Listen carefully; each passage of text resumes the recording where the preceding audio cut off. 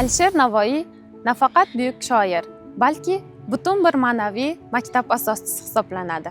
U o'z asarlarida ilm, axloq, adolat va insonparvarlikni eng oliy qadriyat sifatida ulug'lagan. Ayniqsa, Navoiy ona tilga bo'lgan e'tibor va uni rivojlantirish yo'lidagi xizmatlari bilan xalqimiz tarixida alohida o'rin egallaydi. Uning asarlari bugungi yoshlarimizni ham ilm olishga, yuksak maqsadlar sari intilishga undab keladi.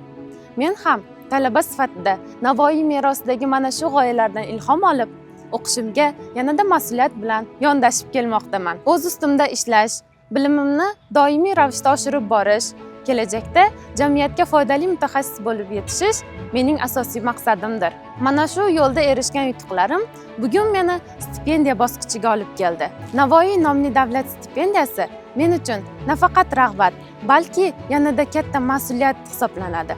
Bu ishonch menga kelgusida yanada faolroq bo'lish, ilmiy va kasbiy rivojlanishni davom ettirish uchun kuch bag'ishlaydi. Menga berilgan ushbu imkoniyatdan unumli foydalangan holda kelgusida o'z bilimim va salohiyatim bilan yurtimiz taraqqiyotiga o'z hissamni qo'shishga harakat qilaman.